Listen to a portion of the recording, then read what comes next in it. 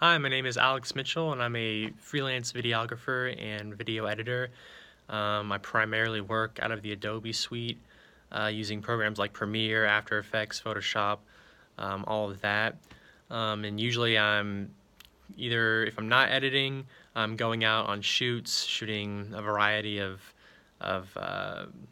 types of projects, sometimes live events, sometimes marketing videos, sports, just various types of things. Really just depends um, on what I've been hired to do. So being freelance, essentially you set your own hours. You work when you want to work.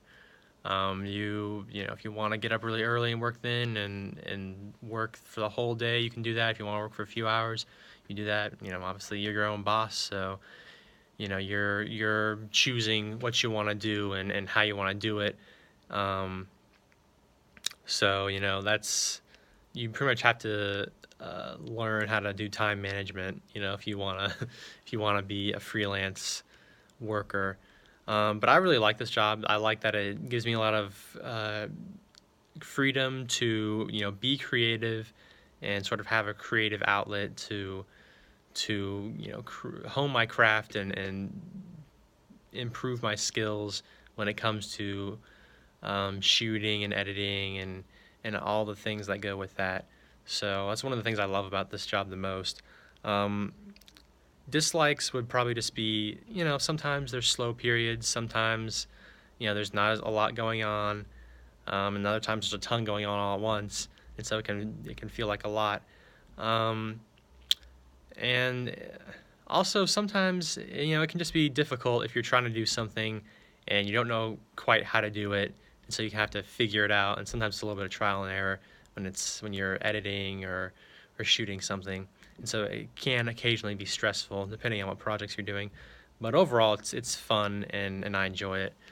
Even if you're working on something that's not all that fun or all that interesting to you at the time, it's still good to be able to work, in this type of field. I did go to school for it. I went to Valdosta State University and got a mass media degree. And I think it was worth it for me.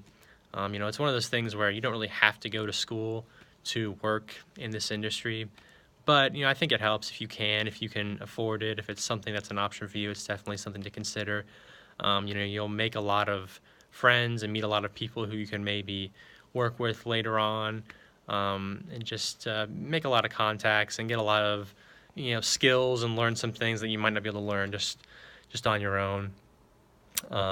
Just, all the basic concepts of filming and editing and all the stuff in the industry. You'll get a good overview of all that kind of stuff. So that's something that school will be good for. But the cool thing about this type of job is that there's so much that you can just look up and learn yourself on the internet nowadays. You pretty much have everything at your disposal.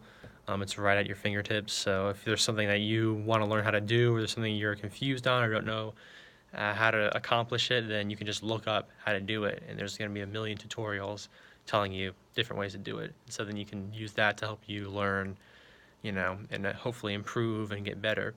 Because that's sort of the main thing that you have to work at with this type of job is you always want to be honing your skills and getting better and improving, because the industry kind of changes so quickly that if you're not changing with it, then you might get left behind.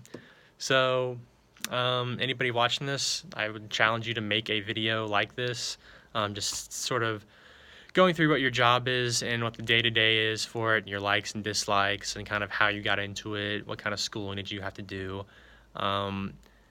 And so, yeah, just make a video like this. And I want to personally challenge Daniel Benet, PD Powers, and Kathy Mitchell to make a video like this and post it. Thanks for watching.